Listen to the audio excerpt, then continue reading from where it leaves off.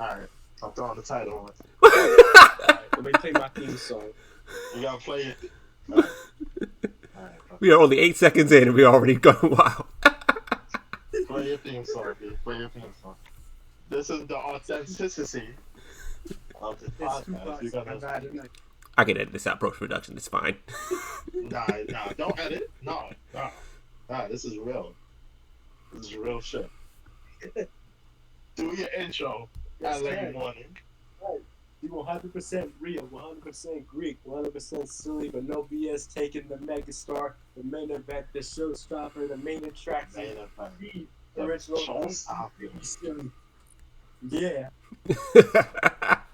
Your Shawn Michaels? And you see these? These are $800 shades, and they haven't broken. Not the $800 shades. Those are 800 minus 795.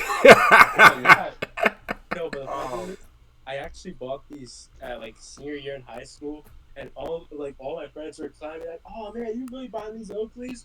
But they bought these cheap dollars with sunglasses. I'm like, "Hell yeah, man! I bought these because I was hustling in school. I was literally selling water bottles out of my locker for cheaper than it was for the vending machine." I mean, man, if I wasn't gonna spend that money. Anyways, this is the Playin Possum podcast. Hey. Don't drop the title. Alright, turn off this. On the Wednesday. On a Wednesday, y'all decided to record without me, and then it didn't record anyway. We kind of messed up. So, this is our real first episode. How y'all doing? My name is Ty, otherwise known as Father Figure, because Christian. Of course. This is Greek. With his megastar gimmick, you're not LA Knight. You know, it's okay though. And I win. Yeah, I don't know what he want to go by. The main guy, the man, the myth. The Mark, the Myth, the Legend, Mr. GH2. I am your co-host of the Playin Possum podcast. Put some respect on my WWE Championship, even though the Braves won it anyway. Yeah. The Braves, yeah. Yeah, we're going to talk about the Braves one day.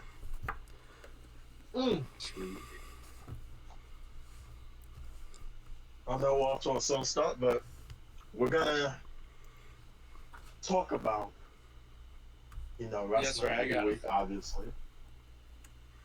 You got a what? You got a flag. You got a flag? You got a flag. Of my name. Silly. Yeah. Anyways, yeah, we're gonna talk about wrestling every week. Honestly, the Wednesday recording was such a fail that we might not even do Wednesdays anymore. Here every Sunday, or try to be here like at least every Sunday. We're gonna talk about anything, anything from AEW to the Indies to WWE to TNA to. I'm not promising the Indies because the only one I watch is DPW, and we're here. We're here. We're gonna stay. Speaking GCW. GCW. When the indie ones get all over the place and they do more stunts over there. Have fun with that. I'll watch my DPW. Anyways. Speaking of DPW, the man formerly known as Jay Malachi made his NXT Level Up debut officially on Friday. And I've never seen a DPW match of him. I've seen his highlights. I've seen his highlights on YouTube, TikTok, wherever you go. And I saw a bit of... I totally meant to catch NXT Level Up after last Friday's SmackDown. I just was dog tired. But I was watching, and I didn't realize he ad-libs throughout his entire match. Like, he talking shit about the match he's currently a part of. And I was like, this dude's going to be a star. As long as he doesn't do no crazy stuff, like, mess with children or whatever. But we're not talking about that right now.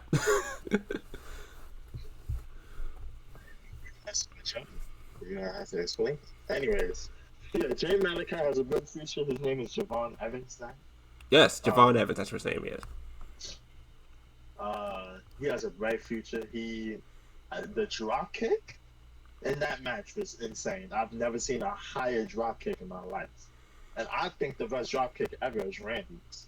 That was better, and That was dude. he deserves all his. Ooh, he's lagging. He deserves all his flowers, and I think that he has a bright future. I see him as a WrestleMania main event. Yes, I do. In what, Somehow, WrestleMania someway. 47 or something? Yeah, right. No. Whatever. He's How gonna old need is some he? time. He's what, like 19, 20 years old? Ooh, If he's young, He's mad young. if he's younger than me, I'm gonna have a real problem. Hold on. He's 20. He's 20 years old. Yeah, he's 20 years old. That's crazy. damn. So he has so much potential. Yep. He has so much potential. And to The think only all thing the is he like is mad small.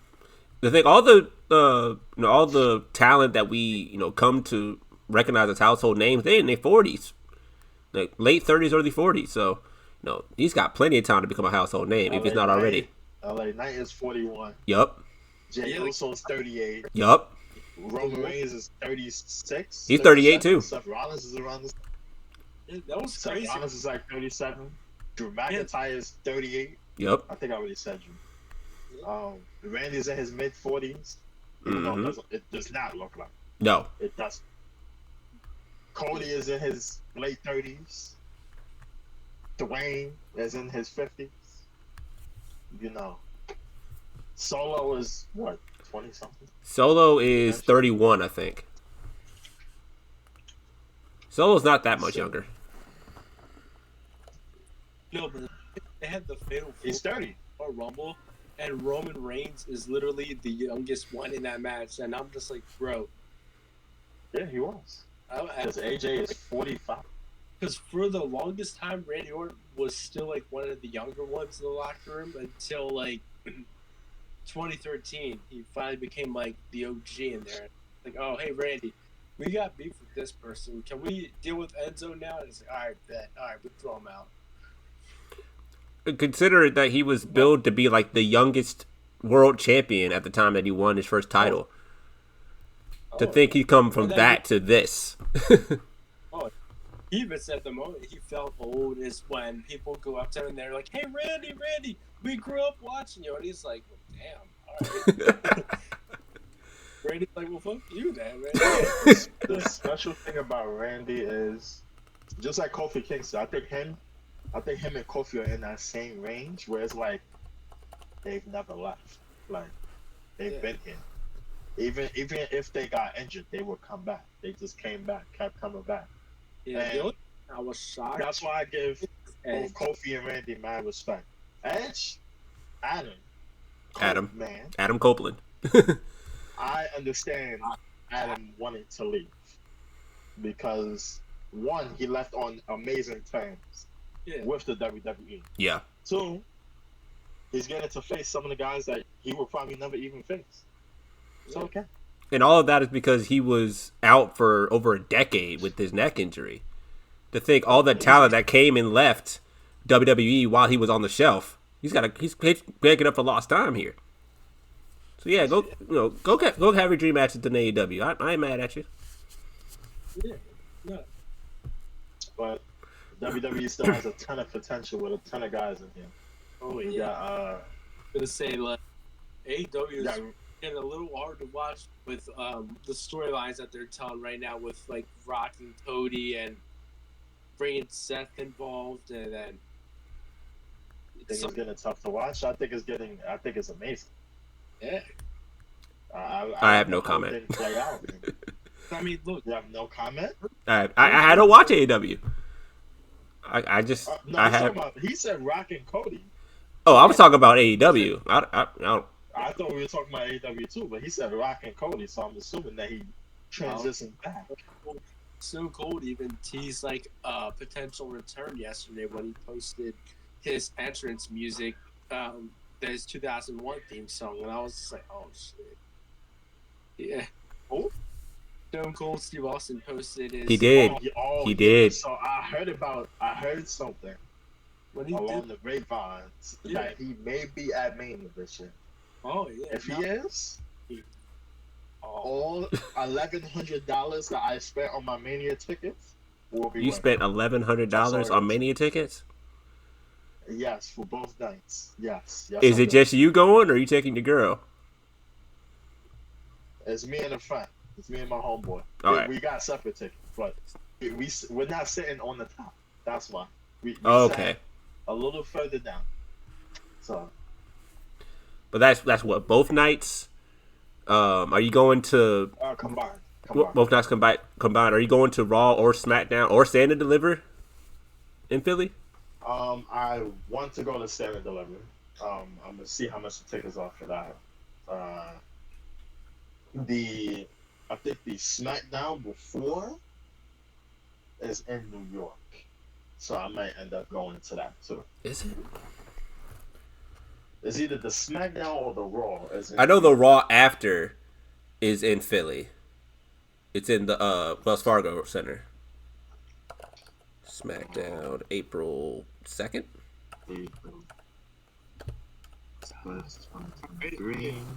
Yeah, it's Raw. The Raw. Raw's in Barclays. Oh, the Raw before Mania is in Barclays. The Raw before Mania is in Barclays. Yeah. Okay. Yeah. But yeah, WWE has a lot of potential with their talent. You know. I'm glad the Rock Mania. Oh, you cut out again. Anyways, I got one thing to say about Rock and Cody before we continue. I got one thing to say. This was definitely not a work. All right, this was the Rock jumping the gun, and they have the course correct in the back end. I'm all for. You think so? I think so, because I'm all for, the fact that if they really got, put the wool over our eyes and worked us, I can accept that. But the one thing that's keeping me from doing so was the promo that Cody cut, where The Rock introduced himself, where he says that I'm not going to fight you at WrestleMania this year. Now, if the whole point was for The Rock to come in and subvert himself, turn on and have the whole WWE universe turn on him just to get Cody back up and build him as a bigger babyface, why would Cody make himself look stupid in that moment? That's one thing I can't get behind. That's a great comment. That's a great aspiration. But everyone goes, disagree. And he's like, everyone says, he said he's going to take everything from him, but not at WrestleMania. It's going to take everything from him. I'm just like, but when he said not at WrestleMania and I'm not fighting you at WrestleMania, I'm just like, that defeats the purpose of the Rumble. And it's just like, at that point, not CM Punk won that one, because I would have been like, at least Punk would have been like, yo, Rock, you want my spot? You're going to have to kill me, because I worked my ass off to get back here to try to get to the main event. Well, that's the thing. So, Punk was going to win the Rumble. Oh, yeah. It was pretty obvious. I think. But he got hurt. Dusty's kid. So they called it all of it. Yeah. Now, there were reports saying that the original finish was for Cody Rhodes to win, which I will take that with a grain of salt. I would have been fine with either of them winning, because you could build up a story with either one of them, especially if you're going to have an Elimination Chamber match to determine the number one contender for the other championship. You could easily put Cody Rhodes in that match and have him win his spot against Roman Reigns. But since Cody Rhodes won the Rumble, it's like, okay, it's a foregone conclusion. He's going to pick Roman Reigns. He pointed at him. He had the whole moment. You, Roman Reigns, I want you. Yeah, he didn't even look at Seth. But he didn't even look at him. He was just like, he knew exactly who he was looking at. He's like, yo. He said, you He said, I'm going to go up there like 2003 Shawn Michaels. When he went beat up Triple H in the Skybox. Not the Skybox. Yeah, my man made sure that everybody knew he was pointing at. Yeah. And then looked stupid the next week. But yeah, anyways. And then a week later, he's like, yeah, I'm not fighting him at WrestleMania. It's like, okay. So you're gonna fight the guy that is basically your Vegeta right now, because you've beaten him every match you faced with in Seth.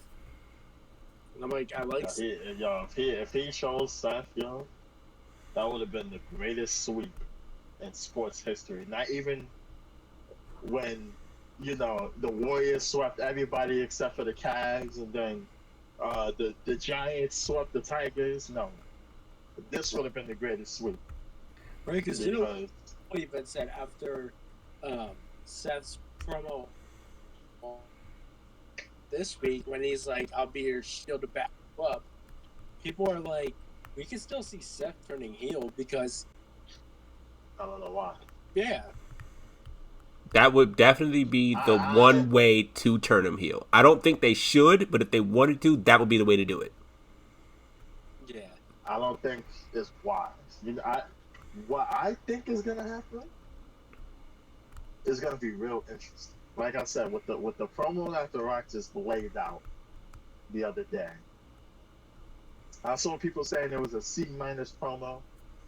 I don't think it was a C- promo, but I think he made it clear that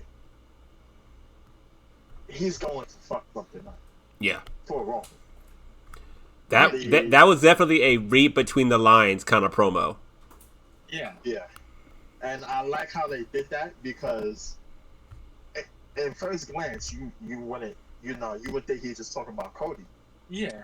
But him having the shades on made it even better because you don't know if he was truly looking at Roman. No, he could have been just looking at Roman and telling him the whole time, I'm going to fucking move him. Pointed. And he was and he was the only one who pointed at him. Yeah, he pointed directly at Roman when he cut that promo. And that's when Paul Heyman and Solo were shitting themselves because they're like, "Oh, wait a minute, hold up, what are you picking?" And then Jimmy's just happy to be there. So he was fanboy the whole time, like, "Hey man, The Rock is here, let's go." My eldest cousin. When I found out they weren't truly related by blood, I was so confused for like 10 seconds. Because like the whole blood oath between their grandfathers and stuff. I was like, wait a minute. Like, I know I'm not, What it is so they're related on their mom's side.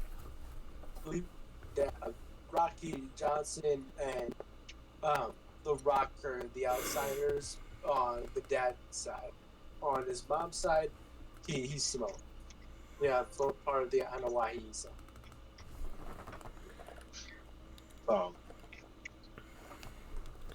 And then I remember when the Usos said that Roman is technically their uncle. They're right. Just because he is that. Because Sika just decided to have Roman Reigns at 40 years old, messing up the generational timeline. He is his uncle. And his oldest flopped in WWE. He was teaming up with Umaga. Oh, I know who you're talking about. In 2003. I forgot his name. I know who you're talking about. Because when he got released, they repackaged Umaga into Umaga. And Umaga should have won the world title. But, he was only IC champion. And lost to Bobby Lashley. You talking about Rosie? Matt N.O.I.E.? Yeah, Rosie and what was Umaga? Umaga was, I'm looking at it right now, Eddie Fatu. Like the Umaga that we knew and loved, Eddie Fatu. That's Rikishi's brother. Yeah, and Rikishi and Roman Reigns are in the same generation. That's crazy. Yeah, they're first cousins. That's crazy.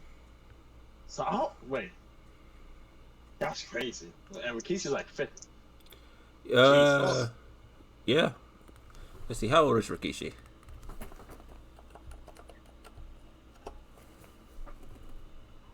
Rikishi is.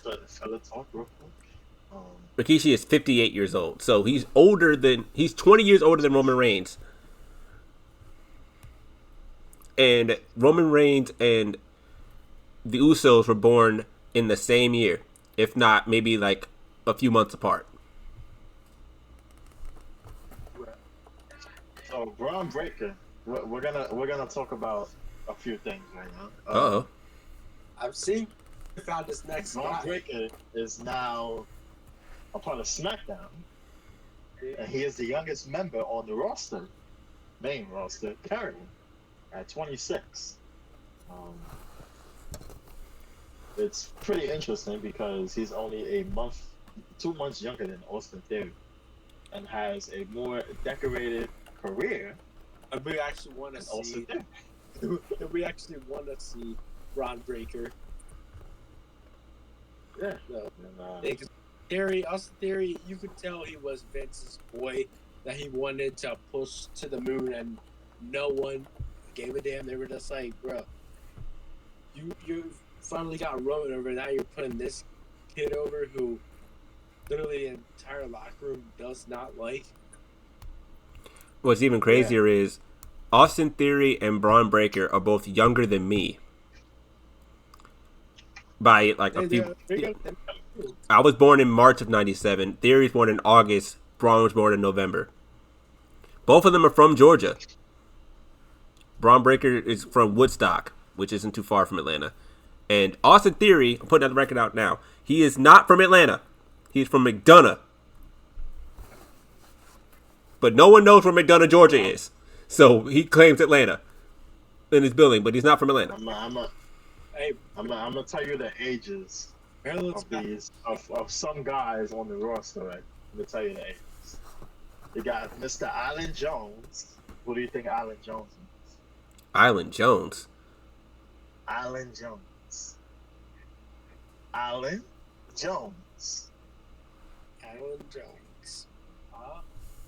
AJ. AJ Styles. Oh, AJ Styles. He's 46. He's about to turn 46. He's about to be 46, he said. He's about to be 47. 47. Bailey, she's about to be 35. They don't have B-Fab's age here. That's pretty interesting. Bobby Lashley. Guess how old he is? He is in his 40s. I know that. Bobby Lashley is... I'll give you one guess. Bobby Lashley is 42. Nope. Rick, you got a guess? I'm looking up Rick, or not. You got a guess? How old? I'm looking it up now, but I'm not gonna reveal He's it. 47. Ah, yeah, he is. He'll be 48 this year. 47. You should have beaten Cena at the Bash in 2008. That was bullshit. That was like his run. Yeah. Then after that, he basically said, "Fuck this, I'm going to TNA." Dakota. When I found out how old Dakota Kai was, my heart dropped. How old is she? She's 35. She does not look 35. No. What? I thought she was closer to 25 than 35. She has been in the WWE for a minute though.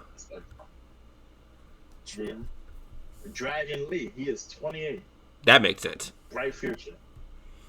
Grayson Waller, you would think he's in his mid-20s. He's not. Really? That's a He's surprise. 33. Grayson Waller. Yeah, that one I was expecting him to be the same age as Theory. Elton Prince is the same age as Theory. He is 26. What about Kate Wilson? Kit Wilson, I'm getting to. Where is Kit? 29. What about Greg Williams? How old is he? I'll get to the NXT roster in a bit. Hold on, give me a sec. Let's see. Montez Ford, 33. Oh, 33. Nick Aldis, 37. and he's married to Nick, wait, hold on just a second. Nick Aldis is only 37? Yes. What? Like I know that he's a professional wrestler on his own right, and they just got him packaged as the authority figure, but I thought he was older than that. Wait a second, hold on. If Give it. I will say a year and a half. Him and Roman are gonna have a match, 100%. Okay, the age difference is not that bad. That's not what I thought. Pete Dunne, 30. I'm wrong about Randy because he's only 43. Yeah, I thought he was like 47. yeah, he's 43. Yeah. I said for a while, Randy was the youngest one in the locker room until the new crowd came in. And Roman Reigns, 38. Here it is. Santos Escobar, 39. You gotta say it right. It's Santos Escobar. Santos Escobar is 39. Let's see. Tiffany Stratton, 24. Probably That one makes the sense. youngest main roster woman. Wade Barrett, 43. That's crazy. I'm glad Wade Barrett found some success as a commentator. Oh yeah. We got some extracurriculars going on. Give me a second, hold on. This is what happens when we go live, ladies and gentlemen. Yeah, my mother happens. Let's go to NXT. Let's see the ages. Chance or Andre Chase. Hold on, his real name is Chance. 34. Yeah, he look old as hell. 34 for Andre Chase. Ava, obviously she's 22. Axon, he's 26. Is it Axiom? Blair Davenport. Yeah, Axiom. I said Axon. Don't even ask me how I said that. Blair Davenport, 27. Obviously, Baron Corbin, the oldest motherfucker down there. He's 39. Oh, that's what his face looks like. I feel like I should have looked that up. Who the hell is Boa? Who the fuck is that? Saw that? Is he on level up? Boa, the Chinese professional. I've never seen him before. Is he on level up? Oh, he's on level up. I hope he's on. Oh, okay, because I don't know who the fuck that is. Brooks Jensen, 22. Let's see. Wait, Mello, 29. Wait. You said Brooks Jensen is 22? Yes. This dude looked like he had a whole family. That's crazy. Cora Jade just turned 23. Damn. Now I thought Cora Jade was older than that. Channing Lorenzo, or Stacks Lorenzo, 26. Let me hold on. Otherwise known as Tragic Mahomes. Pretty much. Stupid. I forgot who in the Discord said that. Let's see. Charlie Dempsey is, I don't know, 27. Now, I did not know that Charlie Dempsey was William Regal's son. It took me a long time to realize that. My age then. What's this dude's name? Gable Stevenson's brother, the better one, Damon Kemp, is 24. I didn't know they were related. Drew Gulak is 36. You said Damon Kemp and Gable Stevenson are brothers? Yes. I had no idea. It makes sense now that I think about it, but I never knew. Duke Hudson is 33. Gigi Dolan, 26. All these 26-year-olds. Do I share a birthday with any of these people? Dragunov is 30. He needs to be in the main roster now. Jane is 27. Jada Parker is 24. Hey, Miss Parker. Wait, Gigi's billed from Atlanta? Jackson. I didn't know that Gigi Dolan was billed from Atlanta. Huh. Priscilla Kelly is from Atlanta. Then again, they don't really say where they're billed from on NXT. They just say, this person. Joey Gacy's old ass is 36. He's just having a good old time over there. Yeah, he is. Kalani Jordan is 25. What a potential. Kiana James is 26. Yeah, she's still 26. Brian Pillman Jr. because I'm not calling you Lexus, is 30. Lola Vice, 25. Lyra Valkyrie, another one, 27. How old? 27. 27. 27. Seth Rollins' prodigy, Nathan Frazier, is 25. Nikita Lyons is 24. Another one. This is the one that hurts me in the chest right here. Obafemi He's is 25. 22 years old. No. Is he? Obafemi is 25, I thought. He's 22. He was born on May 21st, 2001. Ooh. Nah. Another 22-year-old. Nah. Roxanne Obafemi is not 22. He is 25. He's 22. I'll look at him right now. April 22nd, 98. Oh. They put the game juice on all of us. So why they? Oh damn! So they either way. Either way, he's still younger than 25 us. is still young. Yeah. Sol Ruka, who just came back from the ACL, 24. Tatum Paxley's crazy ass is 27. Thea Hall is 20. Yes, I do that one. Cause she was billed as like the youngest. She was the youngest competitor in NXT, and they had the whole thing when before she turned 20, she was 19, and everyone was calling her a child. That was our whole thing. And she had to prove that she could be, an adult woman. Stacey James is a issue. Yeah, you didn't know that? Yeah, she is an issue. I forgot she was on the calendar. Yeah, she sort of wormed her way in and tried to help out after becoming best friends with Thea Hall. Or Thea Hale, excuse me. Is 28. How old are you again? Trick is 28. Trick is 28. Yeah. Wesley and Von Wagner are both 29. Wendy Chu, I didn't know she was from Chinatown, New York. I didn't know she was from New York. I knew she was, but I didn't know she was from New York. She's 31. And Ren Sinclair, who just came over, is 28. Oh, okay. I just looked up because people were asking regarding Obafemi being 25 versus 22. Many shared doubts about his reported age as he looked older than 22. Femi's mother set the record straight and said that her son was 25 years old. Okay. Talk about a dude that has a bright future. I'm looking at the AEW roster. There's a lot of old guys here. What's your question, bro? If you really want to feel old, look up how old Dirty Dom is.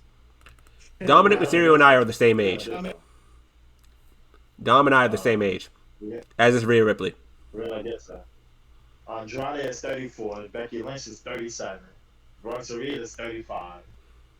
The Creeds are both like 27 around there. Candice LeRae is 38. Gable's 37. Chelsea Green is 32. Cody is 38. Damian Priest is 41. Dom is 26. Dom is an Aries? No wonder why I mean. Anyways, Drew is 38. Finn Balor is 42. Gunther is 36. You want to think he is. Andy Hartwell is 27. Ivar's athletic ass is 39. Ain't no way a man that big should move in that way. Ain't no way. JD's push is hilarious. Anyways, JD McDonough is 33. Jake also is 38. Wait, you mean he's literally the Judgment Day's mascot. He's there to get an ass whooping and go home. Yeah. How old do you think Jinder Mahal is? Ginger's got to be in his 40s. 23.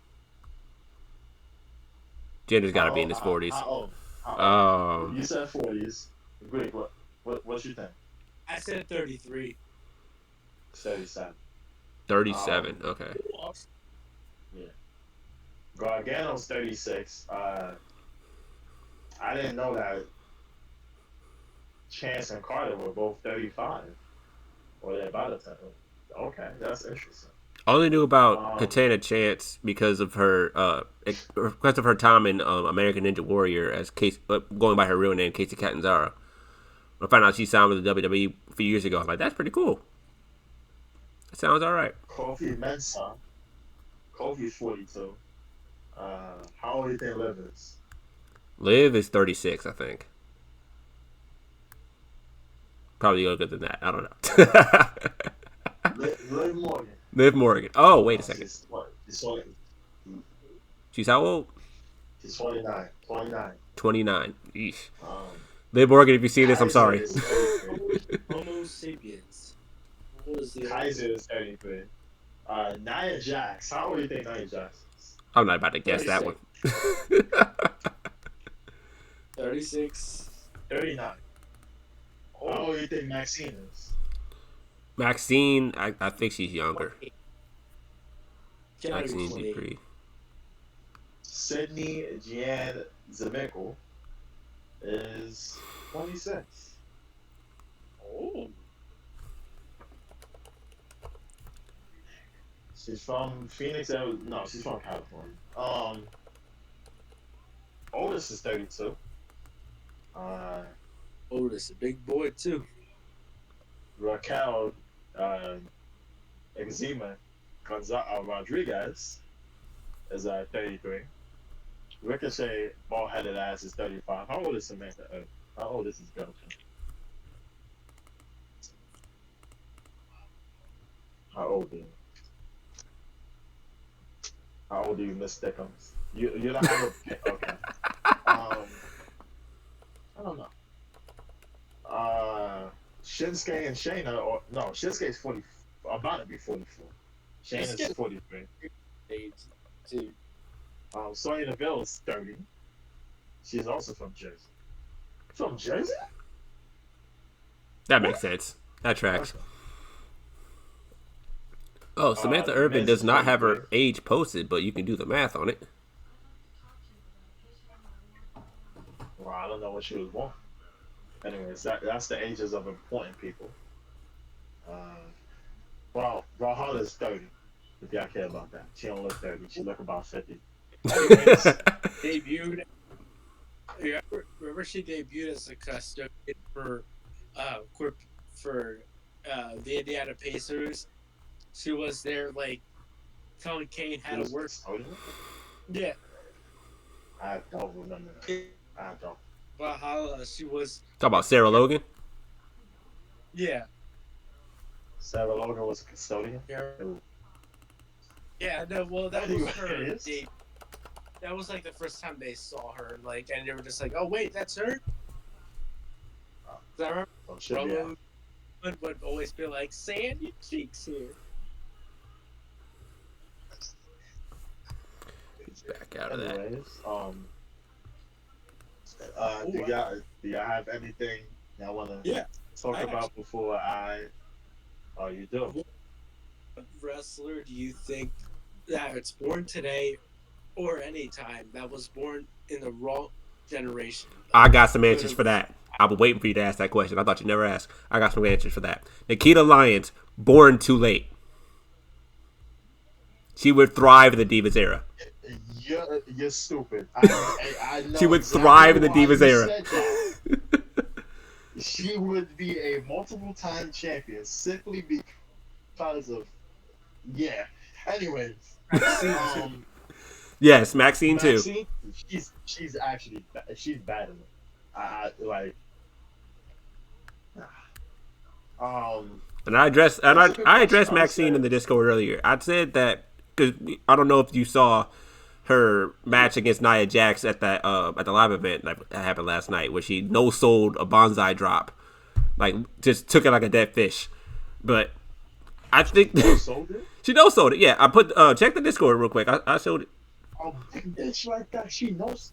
Yes. Yeah, no, I thought that was Now Nia Jax didn't execute it the best way either, but we're talking about Maxine right now, I where would have like, I would have done like when Goldberg speared the hell out of The Rock the night after WrestleMania 19, and when Goldberg made his debut, and he speared the shit out of The Rock.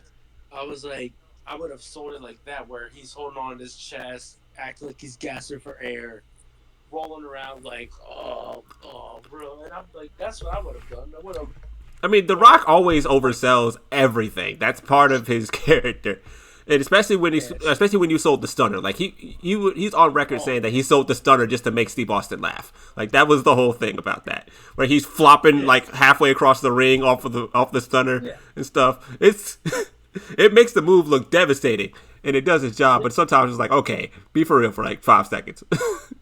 yeah. It's like with Shawn Michaels too, because if you watched a lot of his matches again, he was flopping all over the place. You're like, damn, Shawn, chill, buddy. I mean, we It saw was what very, happened in his WrestleMania match against Bret Hart. Was it WrestleMania where he like oversold everything because he was upset about being in the match? no, that was Hogan. Hulk Hogan Was that did Hogan? that. There was one though, where Shawn Michaels did do that to Brett.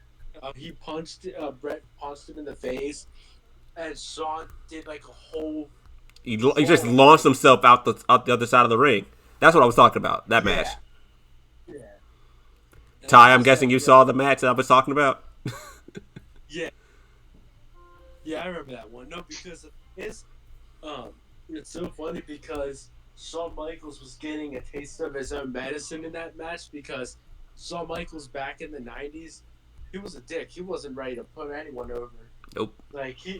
He was throwing a pissy fit when he had to put over a Stone Cold, and they're like, bro, you got an injured back. Like you're staring at retirement in the face. Like, what are you mad about? We got to get the title off you. Just like, do you want us to screw you over like we just did Brett a few months ago, or do you want to lose it and be a part of a big turning point that could save this business so for you to come back later on? And it was like, because with Hogan, Hogan never wanted to put anyone over. Like even when he put over the Ultimate Warrior, he was like, "Oh, I'm just gonna hand him the belt and then leave the ring." I'm like, "No, No. because your exit stage left without saying a word." That if I was running the show, I'm like, "No, no, no. This is how it's going down. You exiting out of the ring and you let him celebrate. Like go to Hollywood because um that match in 2005 with Shawn Michaels and Hulk Hogan, it was them saying no to Shawn's idea, but yes to Hogan's. And so Shawn was being petty, and he's like, I could go back to my '90s bag where I was a huge asshole and I was overselling everything. And Hogan was just like, all right, I'm just gonna, I'm still beating you. Hogan's like, I'm yeah, still getting the outcome I want. Hogan's like, I'm still getting the outcome I want. I hated that match. Yeah, true. Now the one I hated was a year later when he did the same thing to Randy, and I'm just like, dude, all right. So Randy lost to Undertaker at WrestleMania 21. That's okay because he said he didn't want. He said on record he didn't want to be the one to end the streak just because he's Bob Orton's kid. He's like, I want to earn my own way a little bit more before I can. No one wanted to end the streak. Not Yeah, even Redacted. Redacted didn't want to end it. yeah, he didn't want to. But then Eddie Guerrero, before he passed away, he was going to put over Randy Orton. Like he was supposed to beat Batista for the World Heavyweight Championship, and Randy Orton was supposed to beat Eddie at WrestleMania 22, but obviously, That's incorrect. yeah. And That was incorrect. He was supposed to face Shawn Michaels. oh, really? Eddie Guerrero was supposed to face Shawn Michaels. I don't know if it was at 22 or 21, but he No, was but supposed to face Shawn Michaels. apparently, it was supposed to be Randy was supposed to get the world title though. They said Randy So it was would have been before WrestleMania yeah, because it was supposed to be That would have been probably the greatest match ever. Shawn Oh yeah, Michaels versus Eddie Guerrero. oh yeah, because they said that they didn't really have many conversations. One thing that Shawn Michaels and Eddie Guerrero agreed on that if they were to ever have a match, which never happened, they would have stolen the show. And I'm like, that's true though. Like both There was the another few matches that was supposed to happen. Uh, because he was supposed to be a triple threat match between um, Eddie Orton and Batista, and that's when Eddie was supposed to win. And then Randy was supposed to get a one-on-one match, screwing Batista over to get a shot at Eddie, and Eddie was supposed to put him over and beat him. No, and help have Randy Orton win. That's why when Randy Orton had to cut that Eddie is in hell promo, that's why he didn't want to do it because he's like, dude, this guy was getting ready to like put the strap on me and help me like relaunch my career after Triple H buried me again. So it was just like, but yeah, so that, like, yeah, yeah, no, yeah, that was a. I would have been a crazy time because we were supposed to get a lot of matches.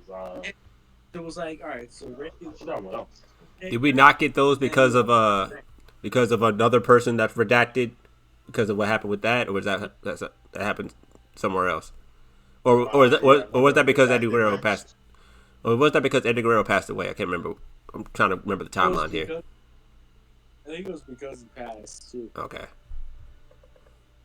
Yeah, because I think what Eddie was supposed to do was his whole like feud with Batista.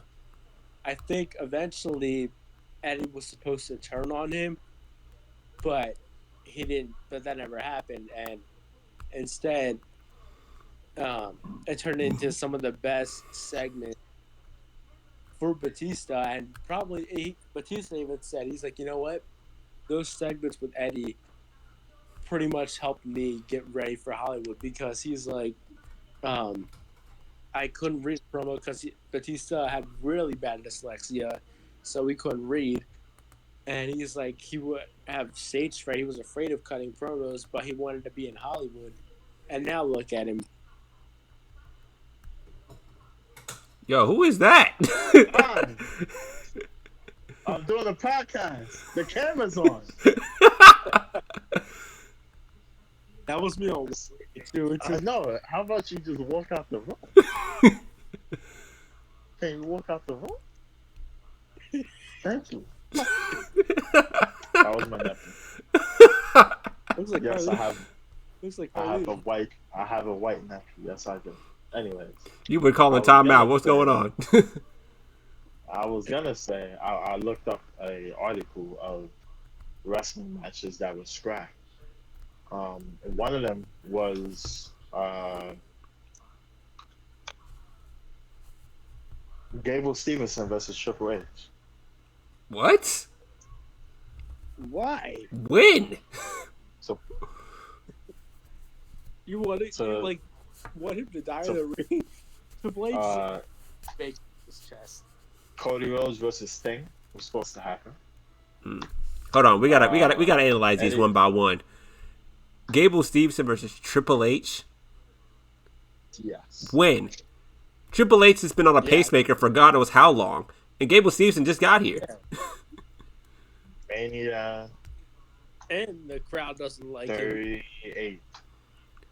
WrestleMania 38. Mania 38, It would have had to have been a squash then, which is which would have done nothing for either of them. Yeah. No, because it would have brought Triple H closer to death, and then it would have just done nothing for Gabe Stevenson as a threat or anything. Because they're just, oh, good, you beat up a 50-year-old man that's got a peacemaker in his chest that knows his best years are behind him. Whoever pitched that match was not cooking at all. Yeah, no, whoever did that one, I would have looked at him in the board meeting and be like, yeah, you're out. You're pack your shit and get out. And I would be like, pack your shit, get out. Like, you got 30 seconds because this match is not happening. Because it's also like, let's say they were trying to do that like this year, Gabe Stevenson, the crowd already doesn't care for his matches or anything. They're just like, bro, just go away. When he came But the out fact that at SmackDown for the dark match, because the yeah, SmackDown I went to last month, he came out against Cameron Grimes in a dark match yeah, before the show started. He came out with an Atlanta T-shirt on, thinking the crowd was going to accept him. We immediately booed him out the building. Like you want to talk about, we talk about in Spider-Man how he got the most useless backflip. He hit the most useless backflip in WWE history. He hit Cameron Grimes with a chop that like sort of made him stumble onto the ropes behind him, and he just hit a backflip out of nowhere. Cameron Grimes was like, "This right here." yeah. Cameron's probably like, He ended up winning that match too. Cameron Grimes put him over that night. You also had, like I said, he had to do extra work then. He had to make him look good too. So I know what Vince would make them do too. I bet Triple H is doing the same thing. It's like, oh, we need you to make him look strong. We need you to make him look good. It's like, really? Like you're asking a lot out of me. Like if this motherfucker hurts me in the ring because he can't move right, like I'm suing this place. Like I better be getting paid, or I'm suing. Sound like CM Punk and Ryback back in the day. What's the next match? Oh, um, there was another match, Sting versus Cody Rhodes before Cody Rhodes left. right. Did Sting ever have Yeah, like a legitimate match in his WWE run? Yeah, It was the Triple H Seth, one, but Triple H and Seth. yeah, it was supposed to be. It should have been Undertaker. Yeah, it was supposed to be Undertaker versus Sting at the next main. I remember that Before, Sting got hurt. because Sting was Um, because Sting. When did Sting make his debut in WWE? I remember it was during like a title match. It was 2014 to help Team Cena win at Survivor Series, That's right. and then they did Ziggler again. I actually have a WrestleMania card of canceled or changed WrestleMania matches.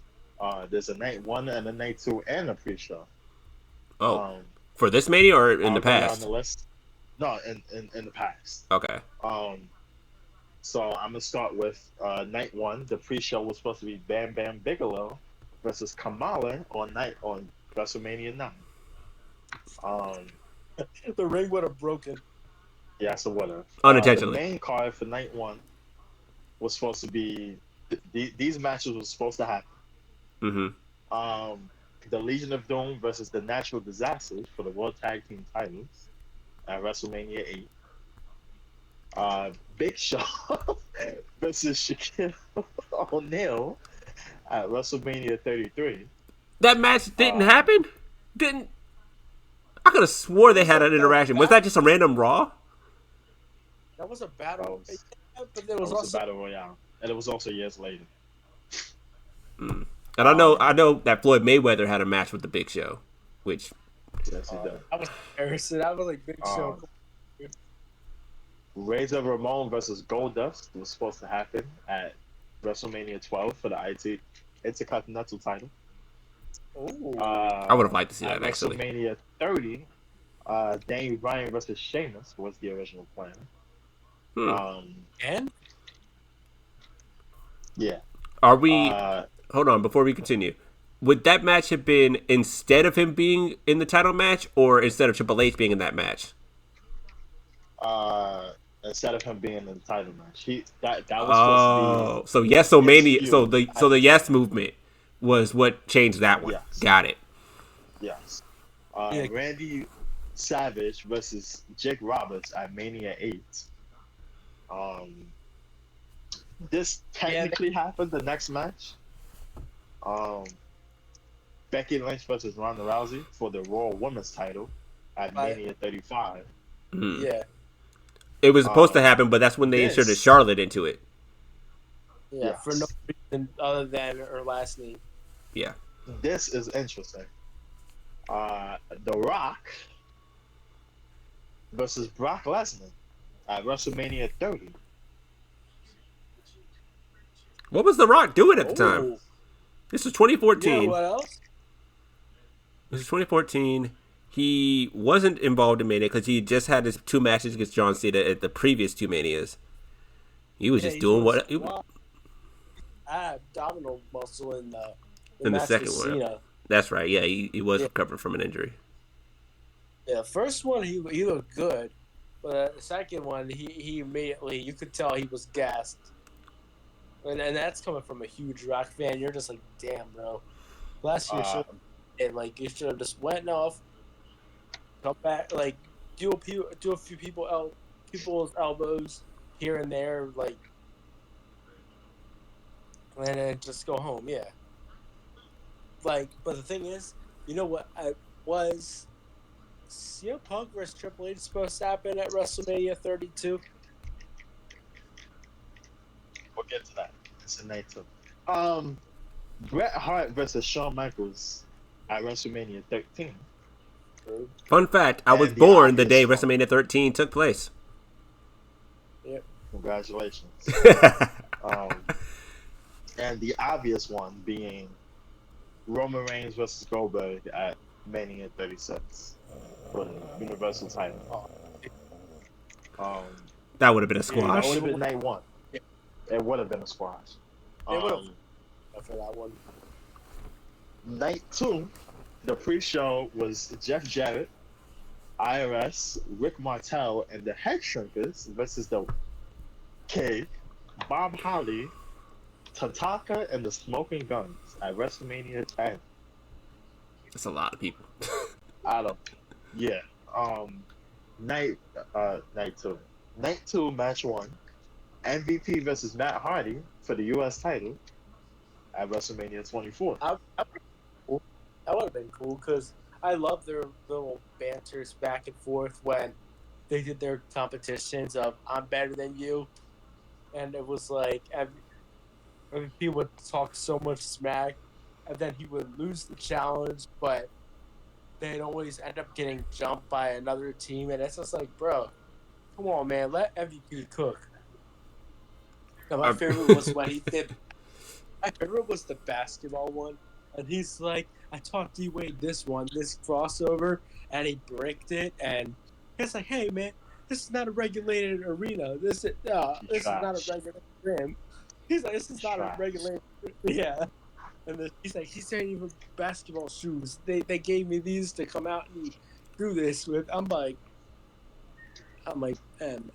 we love you, buddy, but come on, bro.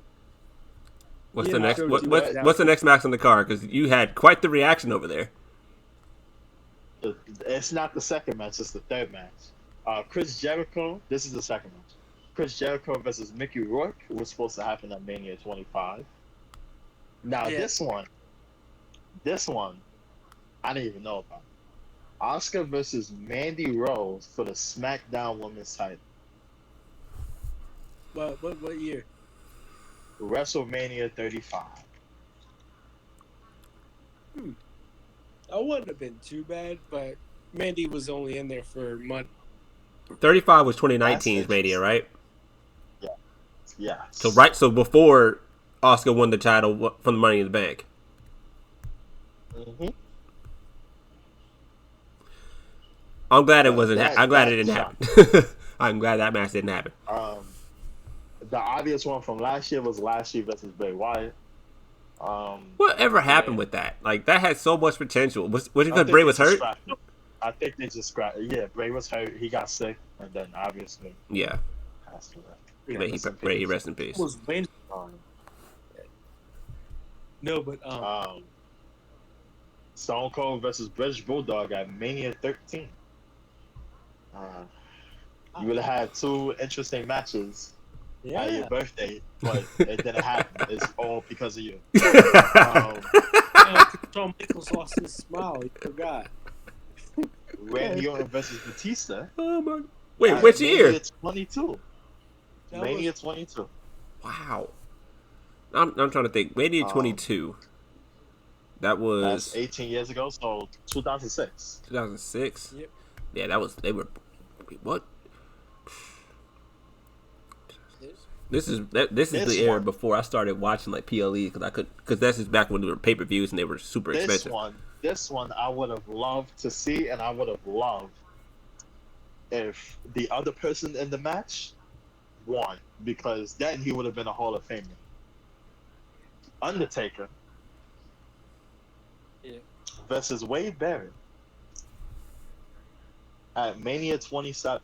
I remember hearing about that. 2011. That too. Who was his opponent instead? This is 20. It was Shawn Michaels back to back. It was Triple H then. Triple H. We still got a great match. Yeah. But yeah. Oh yeah. You know what the crazy thing is? WrestleMania 27 will always be known as the WrestleMania where everybody got injured. Like everyone and their mother got injured at that Mania. Like Edge had. What was that card? That was the one that ended in The Rock versus interfering with John Cena and The Miz, because that was the one that held in Atlanta. The last one to be held in Atlanta. I'm so sorry for your loss, because that main event was trash. The best match. No, the best match was Randy Orton versus CM Punk. That was the only one where that was the only match that they both survived and didn't go home hurt. Oh, speaking, because I think what was supposed to happen was CM Punk was supposed to fight Triple H at WrestleMania 30, but that's when Punk went on his banter and was like, "Yeah, you know what? The guys wanted to see this match like 2 years ago at WrestleMania 29 when it was supposed to happen, but now it's too late and someone else is getting that spot." And Punk just took his ball and went home. Pretty much. That main event was fucking ass, man. That shit was trash. I'm glad I didn't go. The Rock had to do everything. Cody actually got put over in this Mania by beating Rey Mysterio. Yeah, because he opened that Mania for the IC Championship, didn't he? No, that was Edge and Del Rio. Nah, Edge and Del Rio opened up the Mania. And that's when Edge had to retire because of his neck. Because Del Rio can't wrestle.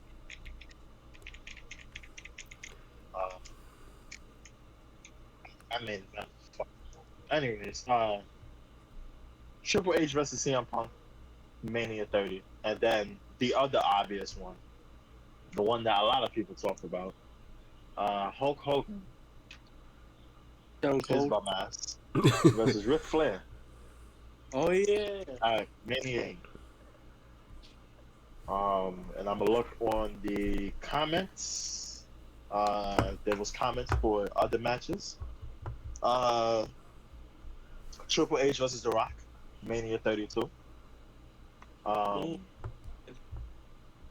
Because that would have flipped the story on their whole rivalry.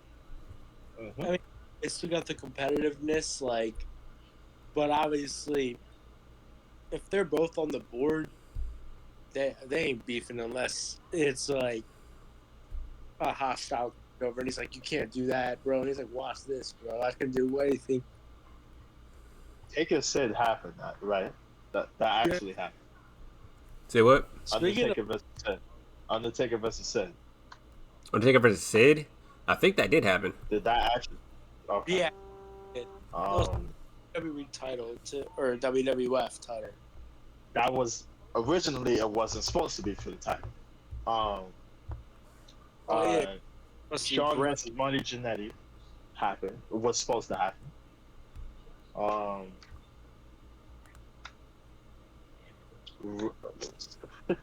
The Rose Scholars and the Bella Twins versus the Tons of Funk and Funkadactyls was supposed to happen. So that's what. Cody Rhodes, Damian Sandow, Nikki and Brie Bella versus Tensai, Brodus Clay, Naomi, and Cameron.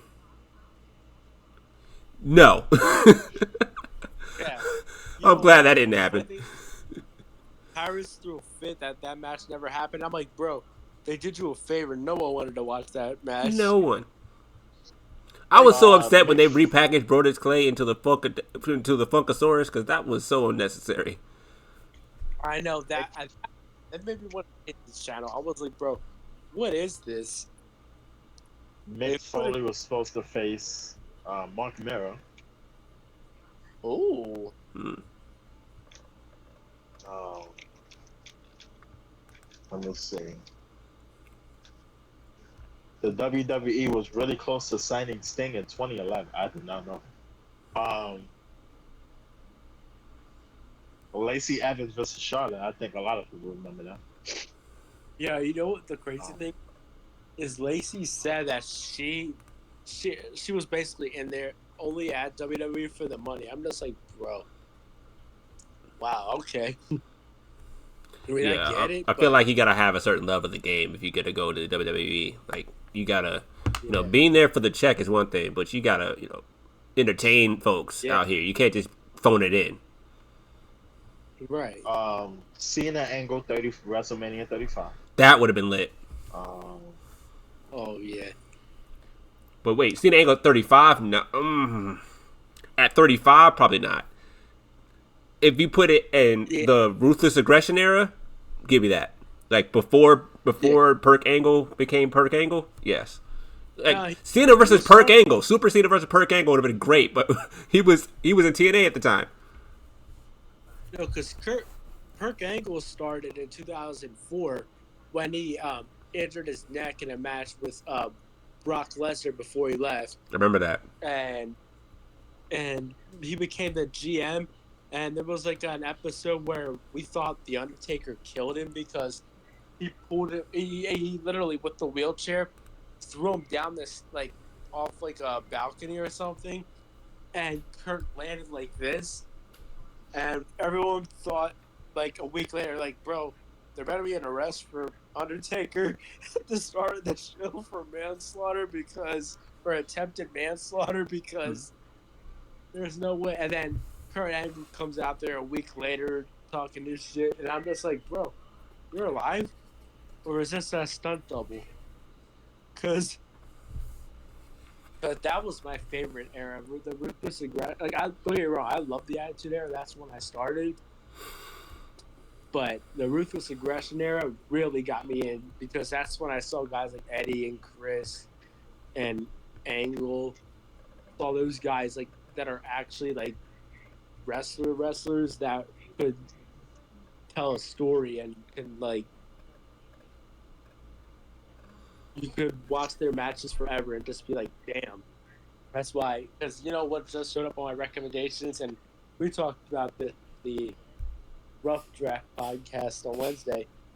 Ty, you remember it was I told you my favorite match was that a New Japan match between Eddie Guerrero when he was Tiger King versus um, Chris Benoit, where before they even became friends, they just beat the hell out of each other like they owed each other money. Like the storytelling, like there were two complete strangers, and they sold this match like they've been there forever. You're just like, well, damn, like you would have thought these two owed each other money. And that's why it's sad. It's like what Chisel Thomas said too, like about Chris. It's like it's hard because when you think of Chris, you think of the one of the all-time great technical wrestlers, but Mm-hmm. the last few moments of his or the last that weekend, we're talking about Redacted. yeah, Yeah. he ruined everything, Oh. and that's what it was. It was like Eddie Well, is the thing is, we truly don't know what happened, and I think my theory is that Redacted had a severe mental breakdown, yeah, and Yeah. he felt like there was no other choice but to take it all away from yeah, him.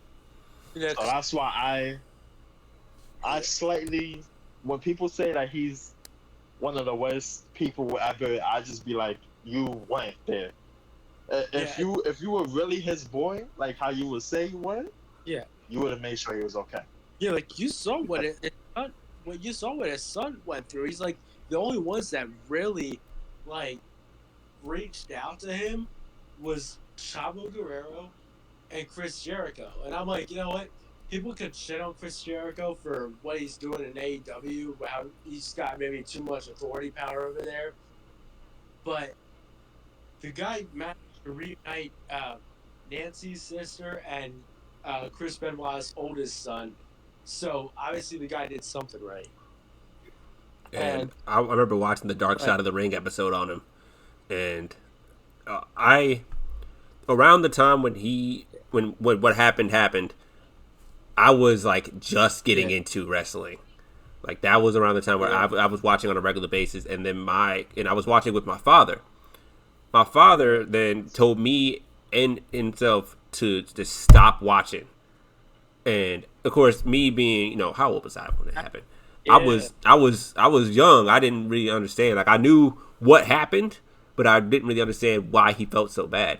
And I asked him later on, and he said that when he was working in Atlanta, whenever they would come to town and stuff like that, he got to meet him in person, and he described that his bicep was his wrist was as big as his bicep. Like that was like he was just a big swole dude. But he also described him as yeah, someone who was like the nicest, down to earth dude. You got this yeah, like sweet demeanor about you, but then to turn around and do what happened, it's kind yeah, of a shock. It was like I didn't know you were capable of yeah. this kind of behavior. Yeah, It, because it hit him hard. that's what everyone says about it with Chris. Because they're like, with Eddie and Chris, and it's honestly the day Eddie died, Chris sort of died with him because, like what Chisel and Donna said, or like even what Chris Jericho said, like the day Eddie died, no one could reach Chris the way Eddie could. Like there were people that probably tried. Like I feel like Ray might have tried once or twice, or Chavo he definitely tried, or Chris Jericho, but it was like the thing was Chris refused to take time off, and I'm like, bro, if they just let him get that time off to like grieve, like because that's the other thing too, because it's like yeah, Nancy was in the wrestling business and she did like her manager role and stuff, but they're like she wasn't in the ring taking those bumps that Eddie and Chris took. He, um, I guess she was in those locker rooms, but she wasn't performing in front of two Wasn't there. people. She wasn't with him shooting in the gym. That's Exactly. what it Yeah, was. yeah, She was just there. But it sucks because, yeah. both of those guys, they would have been in what, their mid-50s, and they would have gave, the younger guys so much advice in Yeah. any company.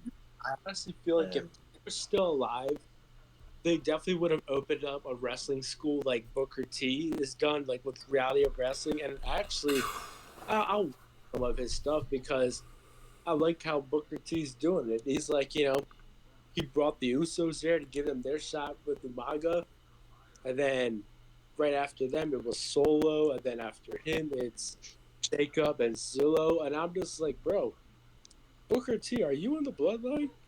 like, But like, could you imagine if Eddie Guerrero got to open a wrestling school? Do you realize the luchador greatness that would come out of there? My goodness. dude, yeah.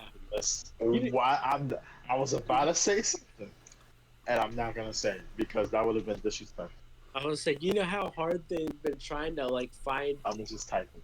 Rey Mysterio or the next Eddie Guerrero. Like this would have helped um, really narrow out the path because they tried so hard with guys like Alberto Del Rio, Sin Cara, or Kalisto, and they just didn't have that aura that Eddie or Ray had. Everybody's trying to find the next Rey Mysterio. Meanwhile, Rey Mysterio is still here. And literally, Ray's like, "You guys forgot, I'm still here." Oh, wait, no. Back to what we were saying about wrestlers born in the decade. I say, someone who made the jump too late or too early is what's his name? Wrong eras. I think Brian Danielson would have been amazing in the 80s. Yeah, Yeah, Amazing. definitely would have been. and should have debuted in the Ruthless Aggression era because think of the matches he could have had with like Kurt Angle. Talking about who now? You have a or with uh, Brock Lesnar. He's That would talking about Danielson. Oh, okay. yeah. Danielson, right? Yeah. Who else? Who else Wrong is going eras. wrong era? I think Dustin Rhodes now Almost have been would have been amazing. Omos in the PG era, definitely. When it was all about the big, Yeah. when it was all about the big man, the big powerful heel. Omos would have definitely thrived in that. Like I feel like the rise of Omos now and how he got pushed was definitely a Vince thing, while he was on the way out the door. I Yeah, think they said someone made a video and said that he would have been great in the '80s because they're like he didn't have too much talking, he didn't have No. to have that move sets. All he needed was 1, 2, 3 moves to like look cool and just finish that person 1, 2, 3. I think Randy Savage now, one, would have never been a crackhead, and two, would have been amazing in the ring. You could say Oh, that yeah. about like half the roster at that time, just because we know how Yeah, the wellness Randy policy Savage has was the changed. best talker there. But Randy Savage was the best talker there, in my opinion. Yeah, You know what? That's the part because like Eddie was like the first one that brought like Christianity into like the locker room. So I'm like I could imagine him reading a Bible to everybody like naked after the match and everyone naked. What do you mean? doing their drugs, getting high. No, you're gonna have to explain yourself on that one. Why would he be naked? What are you talking about? They said in the Dark Side of the Ring thing for Chris Benoit, they said Eddie would after matches he would go in the locker room after he showered and he would stay in there with his towel on and he would lecture the wrestlers about like God while reading the Bible and passages and like he had like his towel on obviously so he was covered but he was still naked. I'm just like, bro, I love you, Eddie, but if I was put your clothes back on before you tell me about God because God don't work like that, buddy. Like God don't work like that. He would have been talking to you like this, you know what I'm saying? Right. Just gotta maintain eye contact the whole time. Oh yeah. Uh, I found another article that has scrapped matches. Number 15 was supposed to be Roman Reigns. This was another WrestleMania 36 match versus Bray Wyatt. Oh, That would have been I great. would have wanted Bray to win, but because you know what, the only good thing about people like about Roman still being the current champion is Bray's still the former champion. So I'm just like, well, damn, for the last even with Bray. Bray was the last to be the Universal Champion before Roman. That's crazy. Mm-hmm. And that's what I'm like, it's kind of bittersweet that this title reign's ending because you're just like, damn, These are not just matches, these are storylines. Yeah. Number 14 was Triple H, Hunter, leading the New World Order. Nah. 2002. Nah. Come on. Is that The NWO with Triple H as the leader. That's when Scott Hall. That's when. No. That's when. Which version? They left. WWE or the WCW WWE version or the WWE version? Yeah, that's when they left. 2002. This is when Shawn was put in the group. This is when the group was big, like Booker T. Basically when everybody was in NWO at that point. Yeah. Number 13 was Christian attacking Jeff Hardy to reunite with Edge in 2009. Ooh. So instead of Matt Hardy, it would have been Christian. Imagine the work that Christian's doing now, what he would have done to them back. This Ed one was is an evil ass. Yeah. This one was pretty obvious. Finn Balor as the face of Raw in 2016. Yeah. Provided he didn't get hurt Uh, at SummerSlam. Obviously, Yeah. Yeah. because of his shoulder, they scrapped the plans. Uh, Raven was supposed to be the biggest star for Sunday Night Heat. Um, okay. Uh, Yeah, I don't know about that one, man. Jericho, the next one, Jericho was actually supposed to be in the WrestleMania 2000 main event instead of Mick Foley. That would have been a little. Nothing against Mick Foley, but that would have been a little bit better. Actually, speaking of which, my cousin told me yesterday for Mick Foley's 60th birthday, he wants to have a death match. Another one. I'm like, dude, You will have a can death barely match. talk. It will be a death match, Yeah. for real. Yeah. You will die, I'm like- sir. Yeah, it's like Mick, you can barely finish a sentence, buddy. Like, no, I'm not letting this happen. I remember seeing a clip of a documentary about. I can't remember which match it was because he's had so many different kinds of matches. I think it was the one where he took the pedigree on the tax against Triple H, Yeah. and There we go. he was discussing like the thought process of taking that bump, and it was like, I might have tax in my face, I Yeah. might lose an eye, but think of the pop. I'm like, dude, you freaking madman. Right. Number 9 would have been New Jack versus John Oh Cena. wow! Did someone's phone die? New No, my Jack. phone's still alive. Versus John Cena. Now, I wasn't watching when New Jack was like, Remember there. when John Cena got stabbed in the nightclub? Instead of Jesus, it was supposed to be New Jack. Oh. We already talked about Brock Lesnar versus Bray Wyatt. Damn, my connection is just all out of whack. What's going on? Dude. Let me see something. Oh, we lost him. Easy coming back. There he is. Full disclosure, on our end, you're looking just fine. Oh, on my end, yeah, I don't even. Anyways, Mine's paused right here. Can you guys hear me? Yeah, we can hear you. Yeah, we can. WCW was supposed to be their own brand. It's supposed to be WWE's own brand.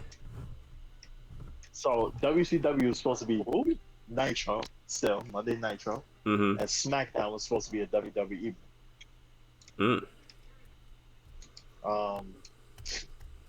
Christopher Daniels was supposed to be the higher power. Yeah, I saw that. But Vince, here's how stupid Vince is. He's like, because Christopher Daniels was a little bit scrawnier, he's like, no one would believe that he's the higher power. I'm like, bro, it'd be better than a 50-year-old man being the devil.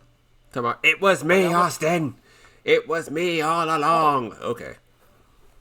Yeah. Like, they are sold the hell out of that, but you're just like, imagine if it was Christopher Daniels, because we could have gotten some bangers with him too.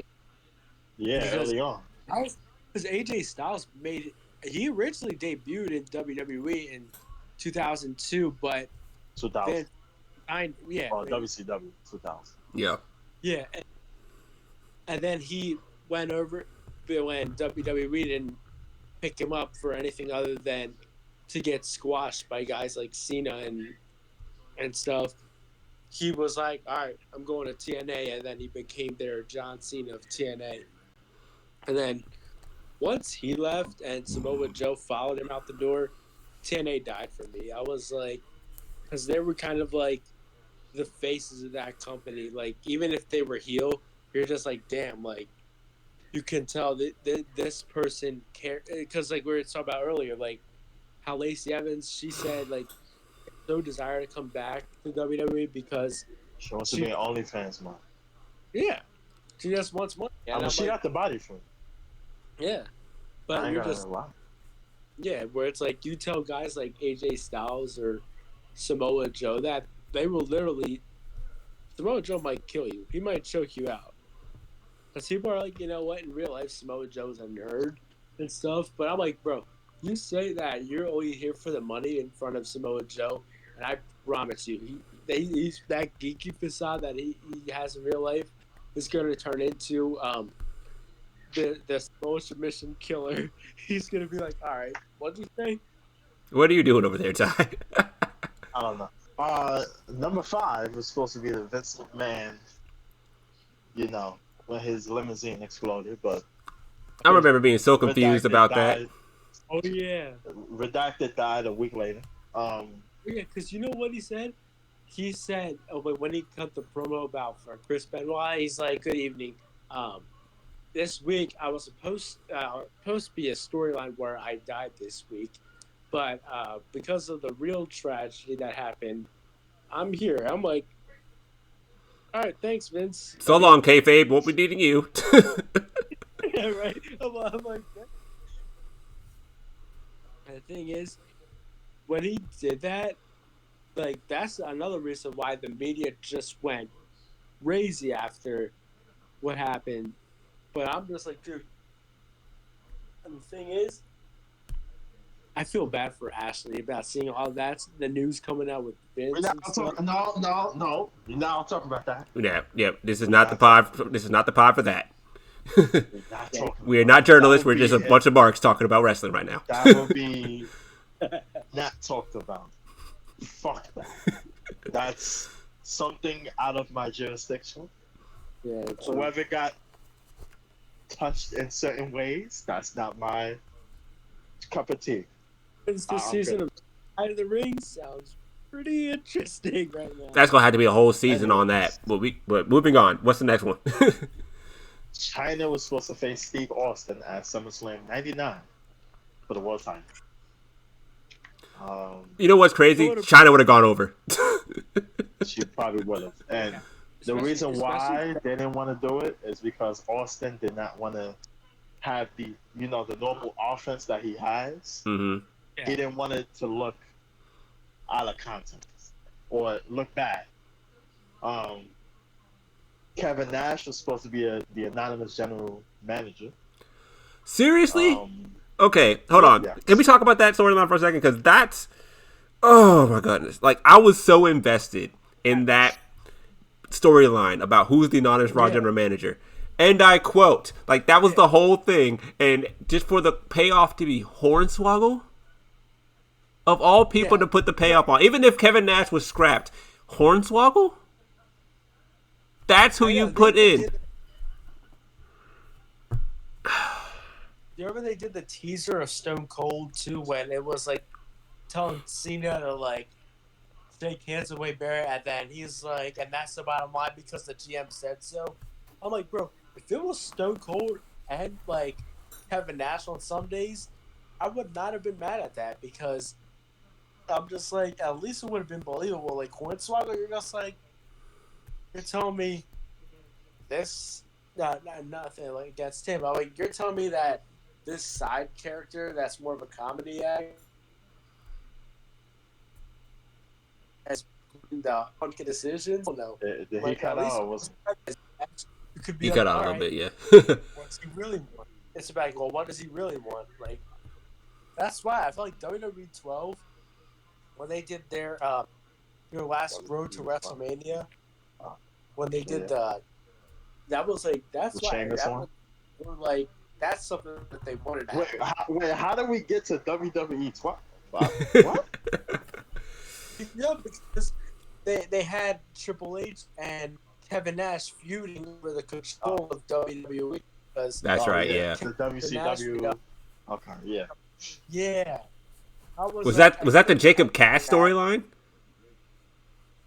Yeah. That was 13. That was voiced by Austin. That was 13. He was voiced by Austin Aries. He was voiced by Austin Aries. Really?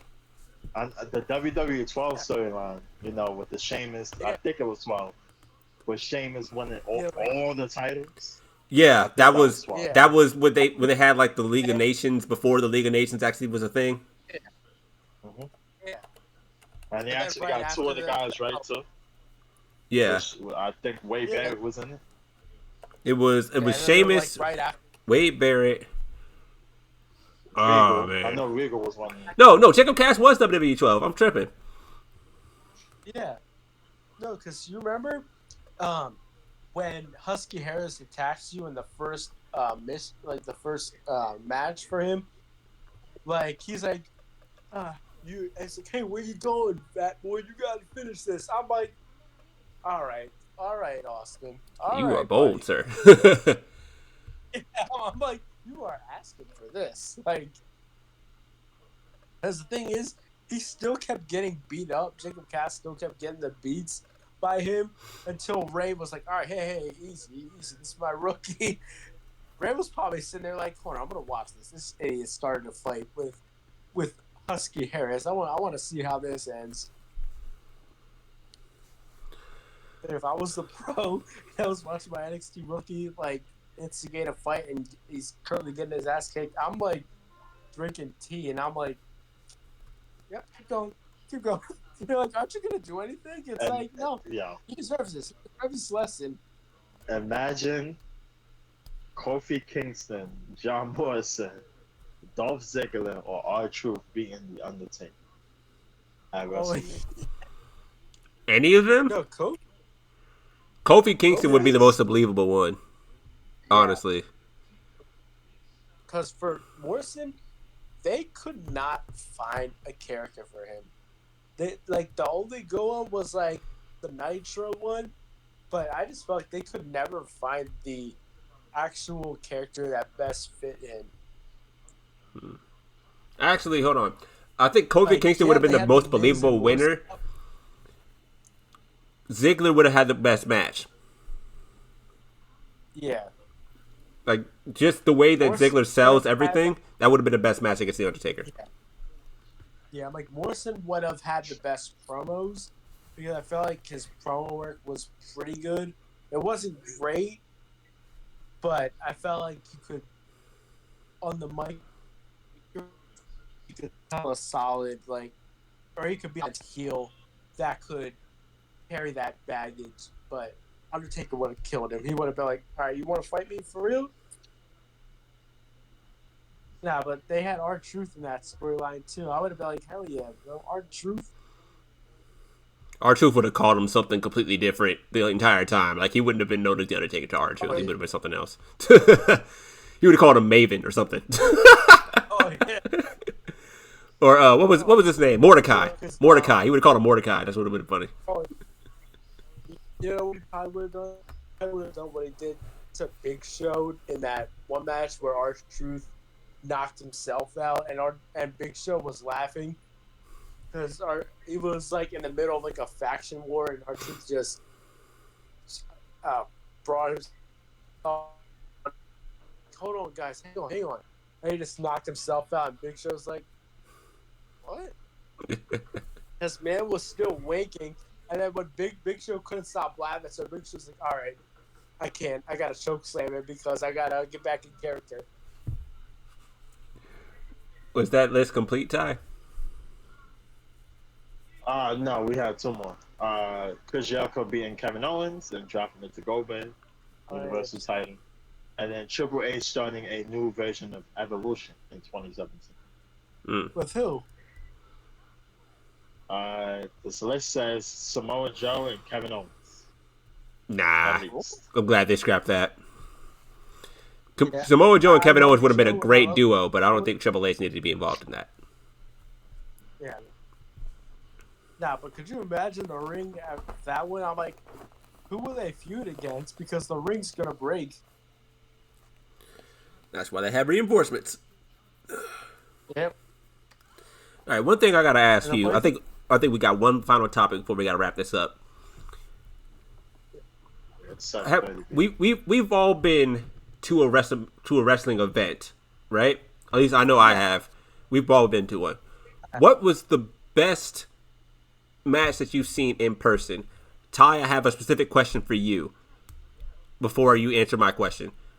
How did it feel to see Trick Williams come from behind at what was that? The Iron Survivor Challenge. Because I know you were in the building for that.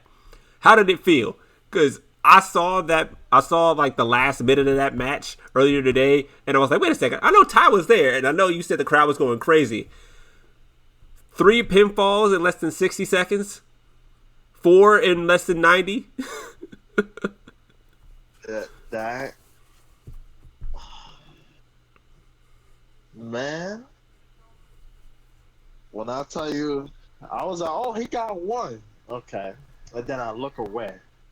I hear 1, 2, 3 again. And he got another point. And my girl was sitting there like, yo, he just got 2 points. I was like, are they gonna pull this shit the fuck on? Then he got another ping. And I was like, yeah, it's over. He got it. And then he got the last one. That crowd was insanely like, wait, I thought it was a concert. I thought Drake came onto the stage and it was a concert. That's how loud that crowd was. And should that have been the main event? I've ever seen? No. Should that have been the main event? Yes. Dragunov Corbin should have been before that. Now, what was the best match you've seen? Before that. In person? If you want me to be honest, I've been to a few shows. I've been to a few SmackDowns. I think 1 Raw, and I went to 1 or 2 AEW shows. I went to TNA or Impact. Victory. No, not Victory Road. It was the pay-per-view before that. And I went to NXT. I think it was Deadline. Deadline, that's what it's called. And honestly, the only match that's coming into my mind is actually Seth Rollins versus Edge at the Garden on the SmackDown. Ooh. That's a pretty good match. I've never been to the Garden. I actually haven't been to any arena in New York City. I've been to Shea Stadium before they tore it down, but that was it. You need to go. While you in Atlanta, are you going to Mania? No. I would like to go, but I cannot afford to go. That's Yo, me. All you gotta do, you know what you gotta do? Use Afterpay. I'm telling you, $50 a month. Pay that shit on. You'll be on. I'll look into that. That's what I did. That's why I spent the $1,100 because I could pay it over. Because for me, I'm like, dude, this would have been the perfect year for me to go to WrestleMania this year and WrestleMania 29 when they were in New York. I'm like, man, this could have been the year. But then... No, I don't think that was 29. And what about... 29 was... 35? 29 was in New York City. Was it 35? I know, because I know one of them was at MetLife Stadium. That was 29. Yeah. 29 and 35, I think, were both at MetLife. 34? Really? Kofi Mania was 35 or 34? Kofi Mania was 30. Shit, I don't even know. We're in Tampa for that. That was in Met. No, it wasn't. That was in MetLife. That was in 20. What was that? When did Kofi? What was Kofi Mania? 35. Yep. Yeah, WrestleMania 35. That was one of the WrestleManias that I one. wish I was legitimately watching. Like that whole era of Kofi Mania, I wish I was watching regularly when it happened, because I've gone back and watched like some of the promos, like in the matches that led to Kofi Kingston getting that opportunity, especially with the Usos forfeiting their match against the New Day. Wow, that was beautiful. When they did that, like, get the Zeus, we've had our wars and stuff, but no one deserves this title match more than Kofi. So get this, Zeus, we forfeit. I'm like, damn, okay, I felt that. All right, B Silly, what was yours? What was the best match you've seen in person? So, I've been to like a few TNA events. I've been to their lockdown in 2009 because that was in Philly, Mm-hmm. and that one was good because one of my favorite matches was the main event Mafia with like Kurt Angle, King Booker, Scott Steiner, and Kevin Nash versus AJ Styles, Samoa Joe, Christopher Daniels, and Jeff Jarrett. And they were just Oh, it was victory. going. And then the Dudley Boys versus Beer Money in a street fight in Philly, and they're Bully right from the start of the show was like, "Bro, we're in Philly. We're in the hometown of ECW. You really want to fight us in a street fight here?" I'm just like, oh, I'm like, no, team three. I would have been like, no, Beer Money, Beer Money. You know, you guys like to fight in bars, but you fighting in Philly, buddy. You fighting in Gotham City. You better go. Now, Off topic. Hmm? And then my most Oh. recent WWE Damn, What keep else? going, keep talking. Wow. Keep talking. my recent WWE one was in 2014 with when Seth joined the Authority, and it was Randy Orton and Seth Rollins versus Roman Reigns and Dean Ambrose inside us. John Box. Yeah, and the thing is, Dean never made it to the ring, so it ended up being a handicap match, and they I remember lowered that the match. cage. And yeah, and no, because Bray Wyatt was there, because before like the opening match, Chris Jericho lost to Bray Wyatt, but Chris Jericho still did that ridiculous dive off the cage, and I was like, that was amazing. And then the thing that my last WWE show, we saw Jerry Springer, and that was also when I saw the worst, cringiest segment that almost made me want to get up and leave. When it was Jerry Springer involved in that Brie Bella, Nikki Bella story mode, when Oh God, the no. entire family was talking about that this whole sibling beef is breaking this family apart, and not one good actor was in that family.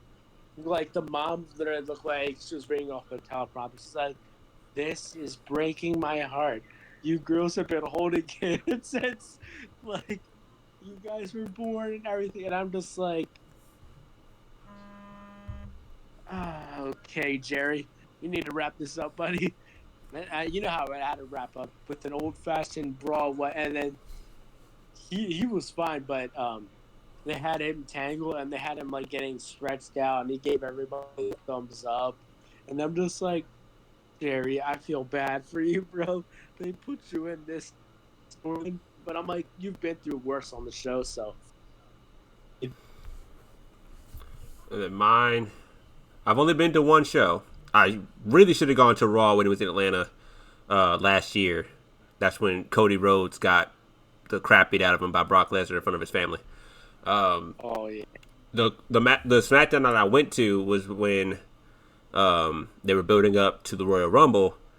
So the match on the official card that they televised, I think the best match of that night was Roman Reigns versus Solo Sikoa.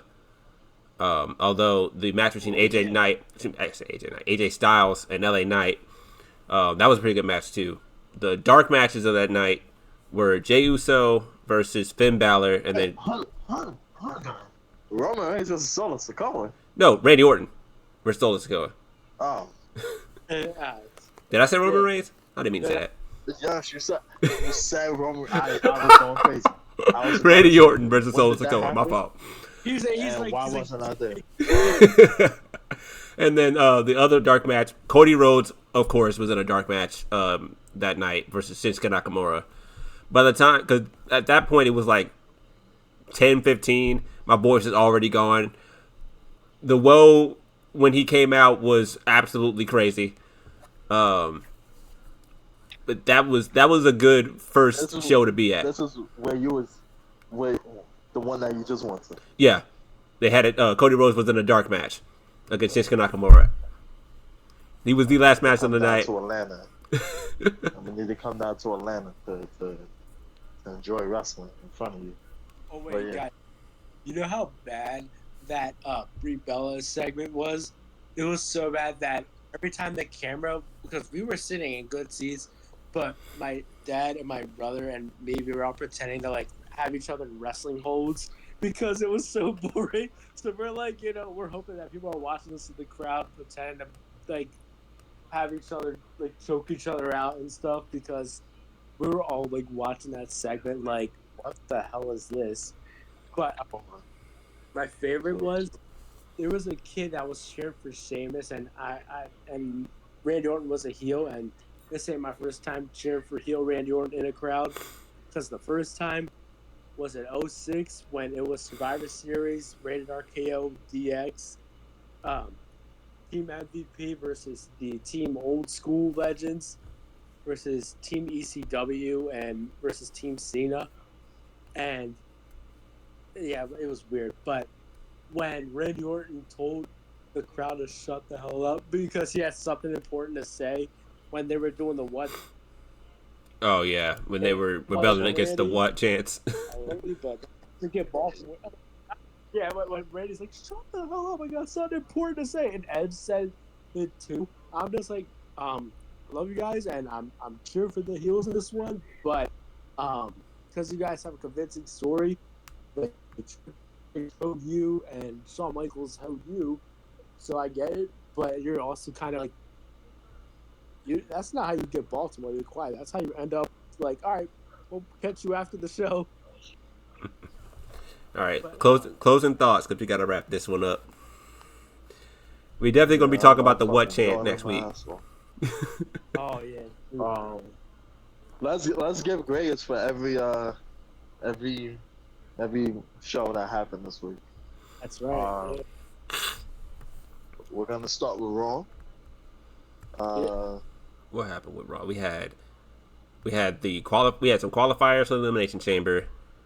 We had the Seth giving out the I will be your Totally. shield promo, which had me ready to run through a brick wall. I was so hyped for that. That would be we'll be talking about that next that's his week. best. That's his best promo ever, in my opinion. Um, Let's not get into detail. Let's Not just getting say into detail. that. There's that. I think I give Raw like an A- for that one. That was a pretty I good would say show. Raw this week Yeah, was it was a it B plus. was okay. It Not was that a B far off. plus. It was a B NXT plus. So this past week. So Mm. yo, I didn't know Lyra Valkyrie had. I didn't know she had that. I didn't know it until I saw a picture on my Instagram and I was like, okay. I wasn't familiar basically with for your game. NXT, for I wasn't familiar at all. for NXT, we gotta say a prayer for Lex King because he's challenging Obi Femi next week, and Oh yeah, yeah. I'm gonna be Start the sad. obituary. I'm like, yo, Lexus I King would say already NXT don't was do it for probably a me. B. Yeah, bro, he countered all of his moves and caught him. I'm like, I would say NXT was a B. hey, Yeah. NXT Junior. was a B. and then I don't watch AEW. I heard something was Dynamite. I heard something was with Collision because of TNT broadcast and stuff. Yeah, I'd say Dynamite Yeah. was probably. I'm gonna give it a benefit of the doubt. I would say it's a B, as well. yeah, I was a B. TNA. TNA was probably a B minus. And Because I don't have TV. TNA was a B minus. It wasn't great, but it wasn't bad. SmackDown, I think, was the best show this week. I think SmackDown was A minus. I and saw Collision. I saw some What the Rampage fuck? because Collision. they had the Von Erich sons have a match, and I'm this is the team that retires Sting and like Sting because the Young Bucks don't need that match. I'm sorry, they don't. Well, Sting handpicked them. Yeah. I still feel like they had their hand in that with the EVP status, but I mean, That's why I'm not looking forward to that match. yeah, no, same. That's a skip for me at Revolution. Yeah. Because all that's gonna happen is that, oh yay, we're tag team champions again. We can do whatever we want. Champ. Right. And then they But start super kicking. Darby Allin had a great promo where he said, "I'm not talking about Kenny Omega. I thought we had smart EVPs in this locker room." He was talking some shit. He was talking some shit. Oh no. And then Collision didn't air And we this got week. another. Yeah. Yeah, Collision didn't. It didn't air this week because of NBA All Star Saturday All-Star night. Weekend, right? Yeah. Which Now, the game is about to start in a few minutes. Who the fuck watched that then? Promo.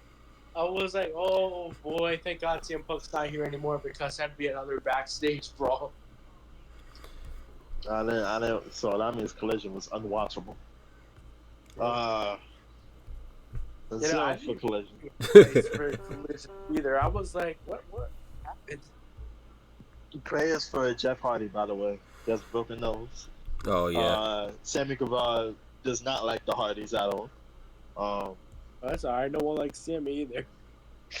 They try so hard to get him as a babyface when everyone keeps booing. I'm like, dude, they did a standing ovation for Powerhouse Hobbs when he gave him a spine buster after the match.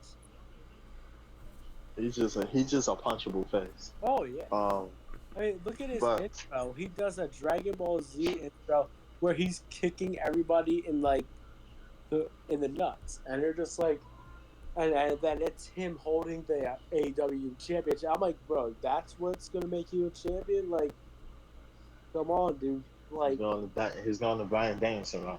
Anyways, yeah. I'm like, So playbook can only work for so long before they're just like, all right, we're familiar with your game. You can't fool us.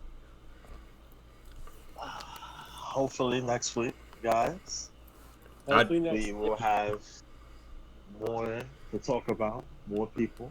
Of course. Supposed to have one more person. Hopefully, AEW actually shows all their shows and not have any injuries. There is a pay-per-view this weekend at 5 in the morning Eastern Standard Time. I will be watching. You think we'll go live? I will be up and watching because it will be interesting to see. And then we'll have our reactions for that immediately after that. Actually, let's look up the card. There's only 4 matches. It's the 2 chamber matches, Rhea Ripley defending her title against Nia Jax, and the tag team championship match between Pete Dunne and Tyler Bate versus the Judgment Day. That's it. Only 4 matches on the card. Wow. Unless they slide something in the next week. This is currently the card. Hold on, Greg. This is currently the card. Cody Rhodes and Seth Rollins appear on the Grayson Waller effect. I think that's going to turn into some sort of match. Oh, yeah. British Strong Style versus the Judgment Day. Rhea Ripley versus Nia Jax, which I believe will be the main event. Becky Lynch, Bianca Belair, Liv Morgan, Tiffany Stratton, Naomi, and whoever wins tomorrow night. Whoever wins tomorrow night, which I believe will be Zelina, in the women's elimination chamber match, and Drew McIntyre, who I believe will win, versus Randy Orton, Bobby Lashley, LA Knight, Kevin Owens, and Logan Paul in the men's elimination chamber match. And what is rumored to be added is Gunther versus Jey Uso. No. That match is happening tomorrow. Oh yeah. That match is happening tomorrow. Jimmy definitely on Raw. It's on Raw. Remember, because Gunther can't be in Australia. He can't travel outside the United States. Shit. Oh shit. Oh shit. Oh, Yeah. Triple H announced it too. Yeah. That match He is tomorrow. announced it today. Why is he not allowed to travel outside? Does he not have a visa? It's his visa issues. Yeah. It's the conditions of his visa aren't allowing him to leave until I think like after WrestleMania or something like that. it was like a 6-month hold on his travel outside the United States. Shit. Is Gunther gonna lose tomorrow? Probably not. You'll find out tomorrow, and you'll find out on Sunday. This has been the Playin Possum podcast. Something fell. Sorry. These are raw and I can't talk. Authentic podcasts. Yes.